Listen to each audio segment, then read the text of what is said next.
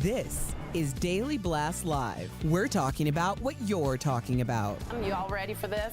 This is a sham. No. Y'all, just stop. Get real. All right. Got it. Welcome to DBL. I'm Sam in for Tori. Okay, as many of you saw yesterday, the Chiefs are headed to the Super Bowl, most likely with their most famous fan, Taylor Swift. And Travis Kelce, of course, celebrated the big win with a moment that went viral on the field. Take a look. I've never seen anything like that in my life.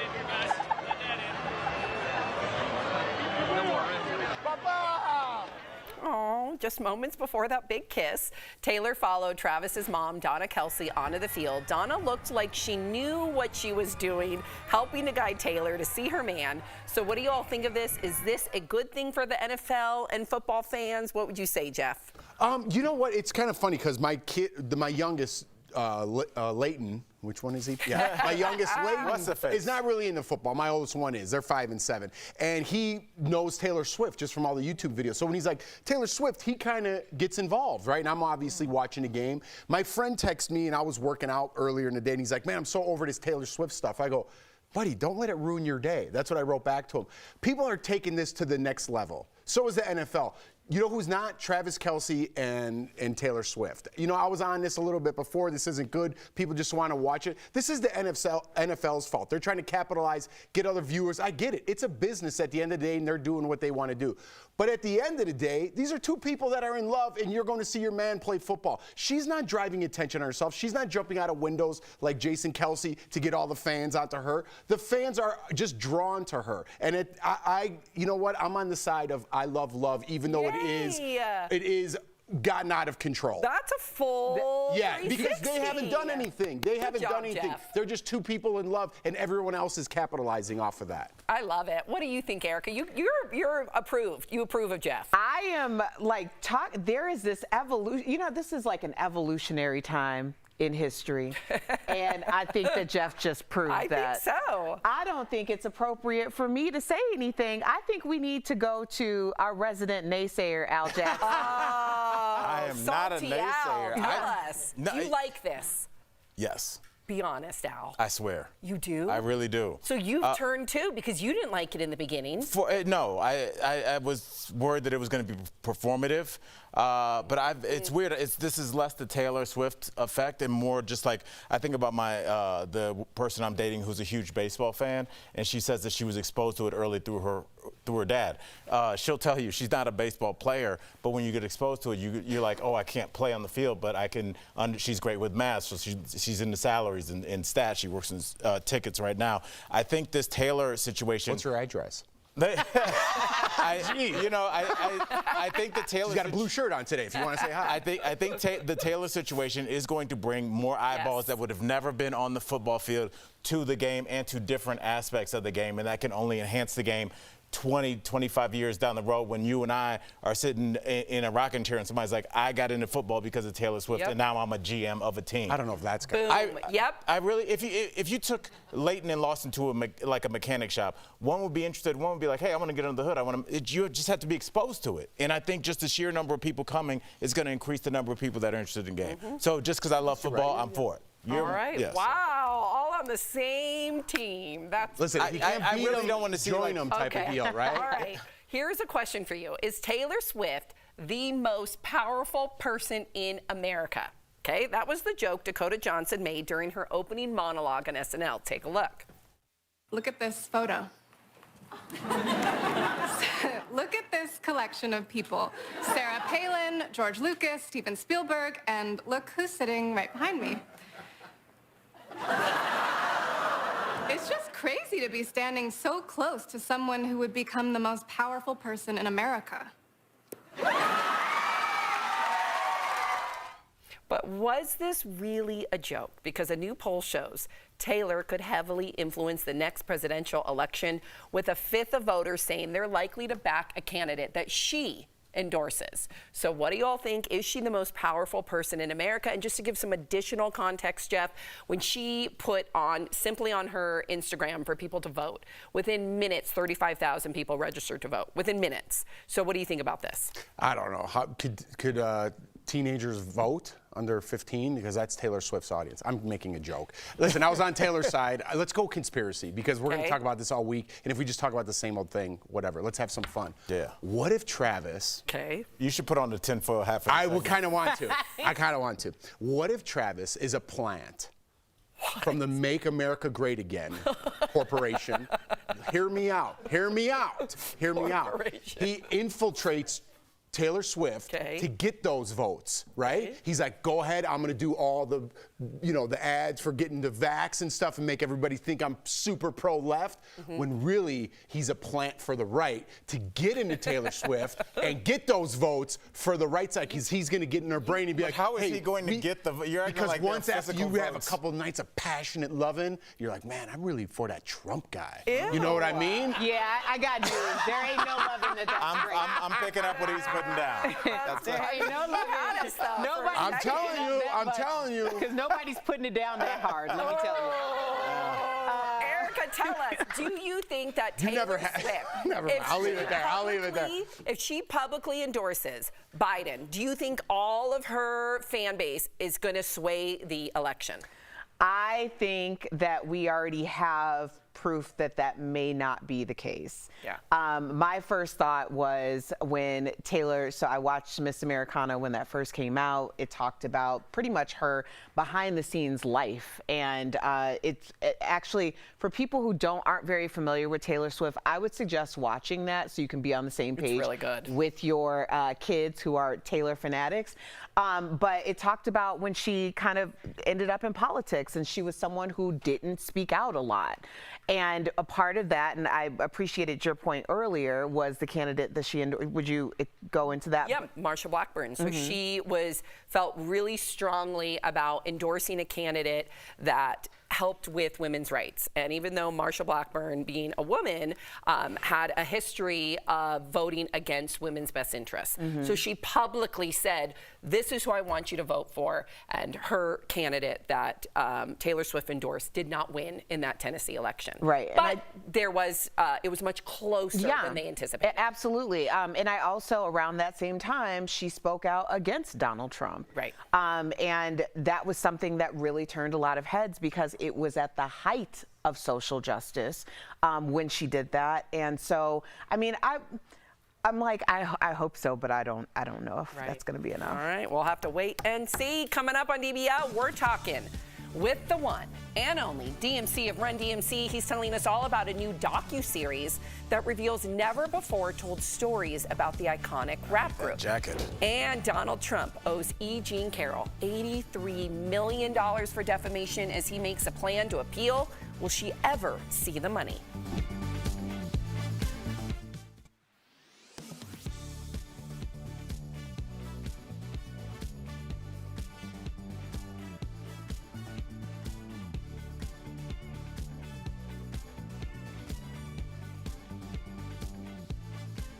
They all have that so face. We're talking about plastic surgery, although some people get it done so well that you can hardly, but I think Can I ask you a question real quick? I hate to interrupt you, but with plastic, do you think some people actually want the I've had work done aesthetic?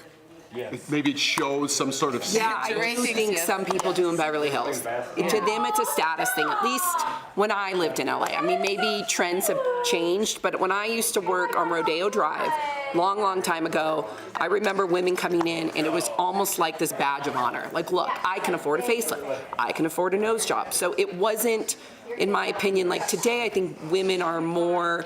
and men trying to make it look like they haven't had work done, but I do think there are people that like that look. Like a type. See, I see it with fillers, Botox, things like that, because there is a look that people are going for when they're going in for the look. Right. Like there are people who go in because they want a little plump in their lips or, you know, to make their face look a little bit more youthful.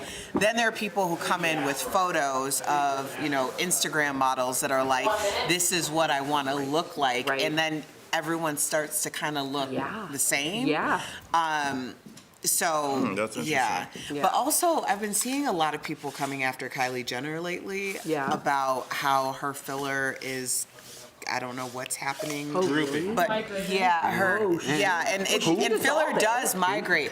But you can't, it does migrate and you can't necessarily dissolve it in all parts of your face. Yeah, she actually, does look a lot different lately. Yeah.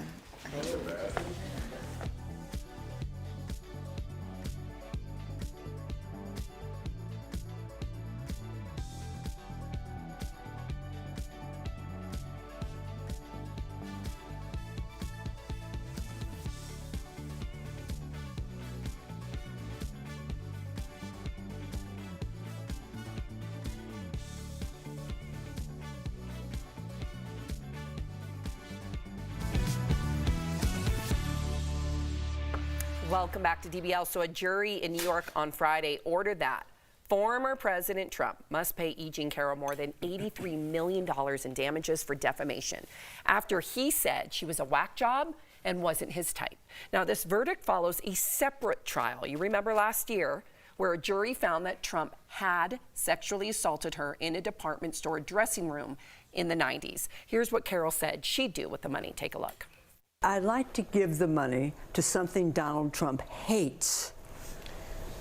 If it will cause him pain for me to give money to certain things, that's my intent. Well, perhaps a fund for the women who have been sexually assaulted by Donald Trump. The lawyer representing Trump had this to say after the ruling on Friday. We will immediately appeal. We will set aside that ridiculous jury. And I just want to remind you all of one thing. I will continue with President Trump to fight for everybody's First Amendment right to speak. Everybody's a right to defend themselves when they are wrongfully accused and to be able to say, I didn't do it. All right, so what do you all think of this? And do you believe that Carroll will actually even see this money? What do you think, Al? Yes, I do. They've already put the money aside in an escrow account, so barring appeal, that money will be transferred, at least to $5 million from the original judgment. I do believe that she's going to see this money. I think that, unlike Rudy Giuliani, where I don't think anybody thinks he's got anywhere close to that amount of money in terms of his plus and minus on his bank ledger, Trump does, and I think he wants to move past this. And it's just not a good look for him. How he feels about it, I'm sure he feels like this is unjust, but going out on the campaign trail, being constantly reminded that he's lost a case, he runs on the fact that he's a winner. Right. So I think it's better for him to just put this around so like in a month, no one's thinking about it. I mean, so ideally, justice is what? To be restorative, reformative, and a deterrent. And I mean, regardless, when we're severing the two cases, because they are two different things. So you have the $5 million judgment, and now you have someone who, as opposed to going out and saying she didn't tell the truth, she lied to the court and the American public. Here are all the examples of how she didn't tell the truth. He went out and said disparaging things about her. And when you're talking about a deterrent in the future, especially when it comes to civil and it's all about money, you have to get the person in a place where they're not just like showing up so they don't get fined. Like it's every fine, like $5 million wasn't enough. So what is it going to take? And now you're at 83 million. Is that enough? What do you do in a situation like that? Jeff? Yeah, I don't know where they came up with 83. It seems like a big number to me. I think they were asking for 100. Yeah, we always go back to, Al, and I think maybe just me and you, about the people who are wrongfully accused and get out of jail, and that's 40 years of their life that they don't have, and the government gives them $1 million. So this is a defamation case, and you get 83, and to have, and I'm not saying Trump did not do this. That's not what I'm saying. He's convicted of it, so we know you're not saying that. Right. I'm saying sometimes the numbers are so astronomical that people are going to jump on board. If she's like, I'm going to set up a fund for $83 million for people that are against Donald Trump, who isn't going to jump on board and want to get paid by some of that money? And how could you get an impartial jury? Again, I sound like I'm pushing for Trump. I'm just pushing for justice. If you had President Obama, people would be very passionate about that as well. Politics drives the passion of people, and I don't care if you're looking at the facts or not. If you don't like Trump, you're voting that he pays that money. If you don't like Obama, he's going to be guilty, or you're for Obama, you could get. There were people on that OJ trial that were voting one way no matter what. So to get an impartial jury and then just the number amount, I don't know. But if he did it, yes, pay it. But I'm just looking at it like, things have gotten a little crazy. So I don't know. Maybe I'm not making any sense. No, I think it's a lot of people are wondering that very same thing. We'll be right back.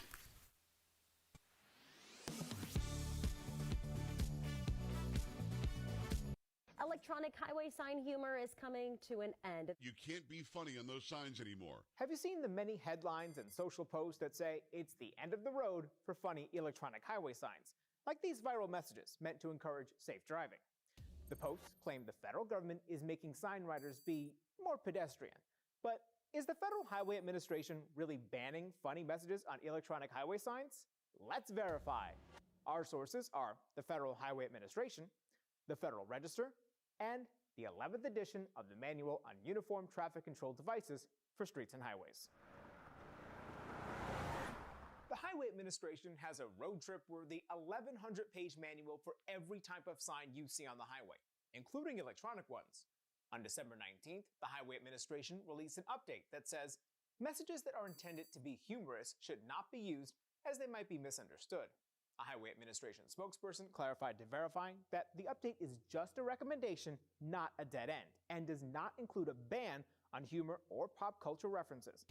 Adding state transportation agencies should emphasize keeping drivers' attention on the road while using signs for safety campaigns.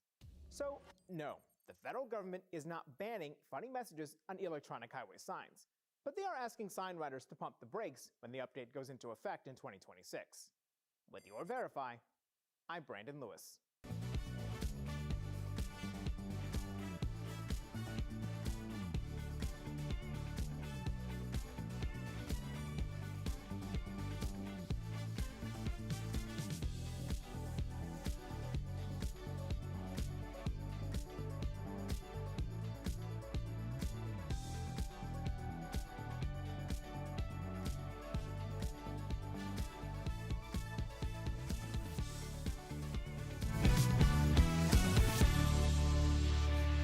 Welcome back to DBL. Hip hop is 50, and there's a new documentary that follows Run DMC's rise to legends. Earlier, we spoke with the Kings from Queens, Daryl McDaniels, aka DMC. Take a look.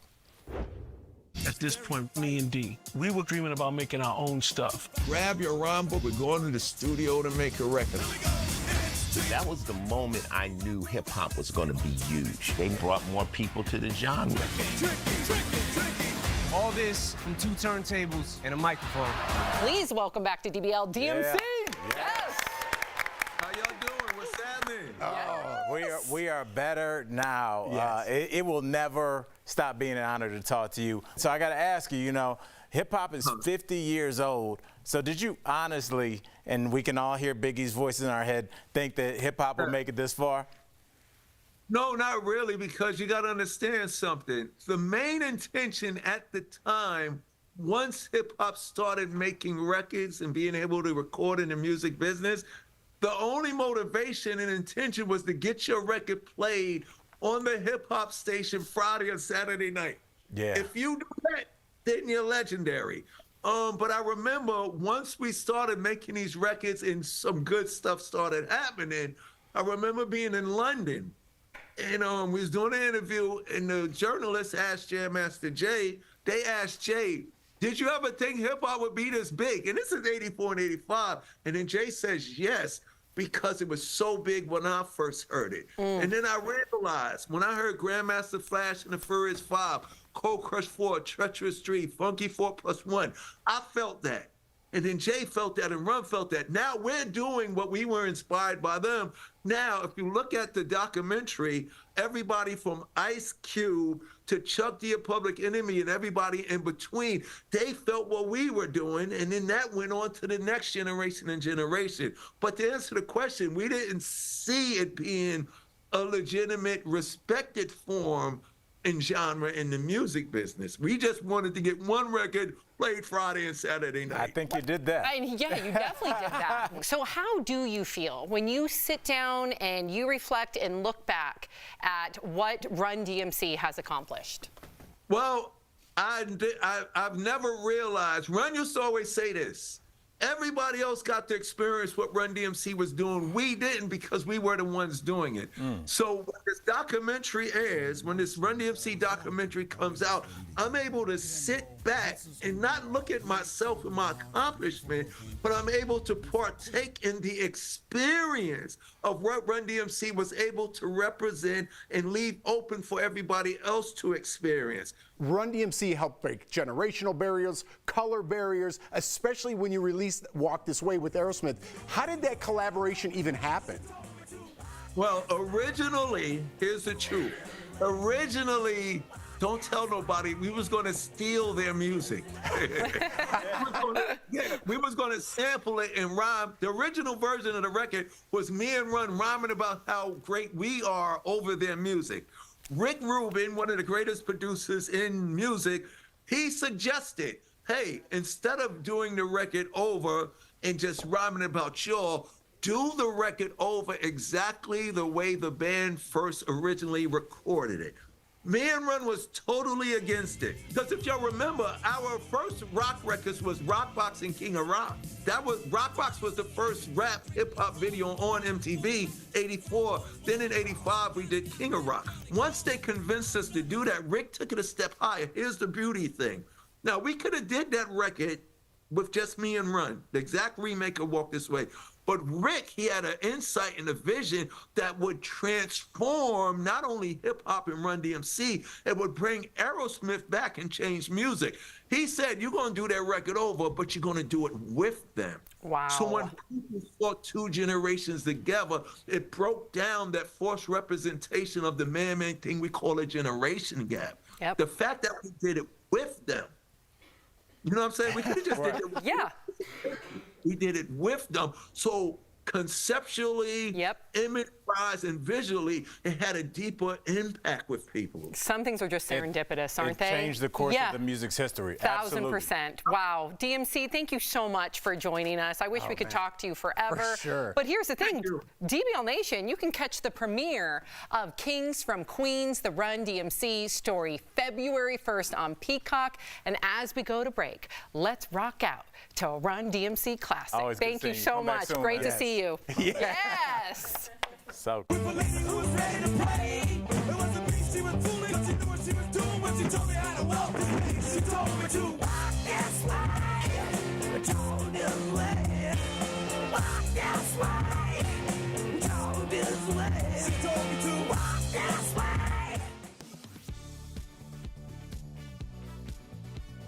On the campaign trail, former President Donald Trump and others have accused presidential candidate and former UN Ambassador Nikki Haley of wanting to change the retirement age.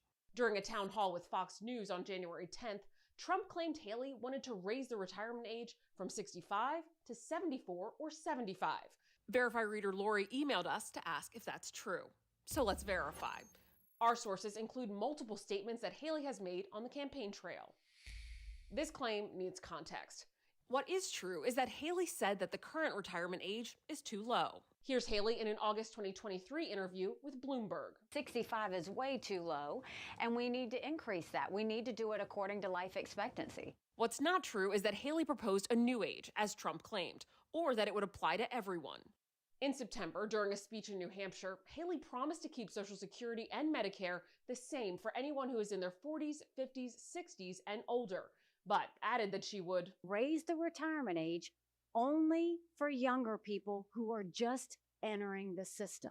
So Haley has proposed raising the retirement age, but only for younger Americans. With your Verify, I'm Ariande Till.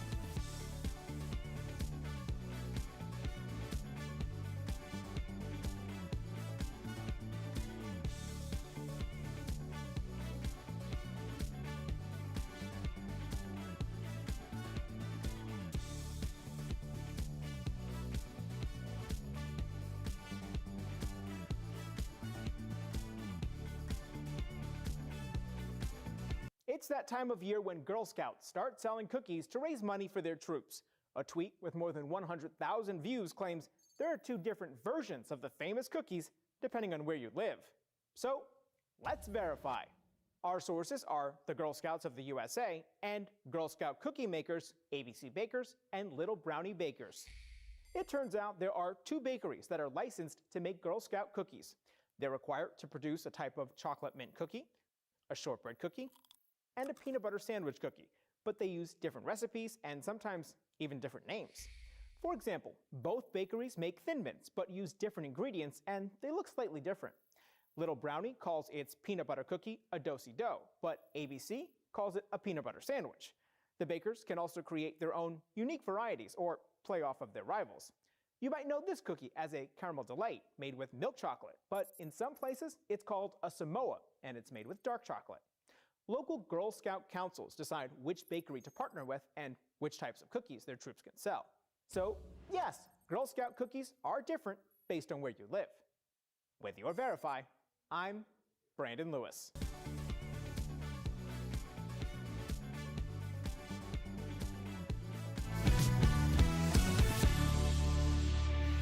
Welcome back to DBL. Where do you go to escape the daily stresses of life? According to a survey, a lot of people head to the bathroom. They say hot bath or steamy shower helps them switch off and escape things like phone notifications or even their family. Oh, I know this so well. That's my escape. Even though the kids will knock on the door and try and come in, I will go to the bathroom and be like, Mommy has to go to the bathroom. And I'm just like, yeah.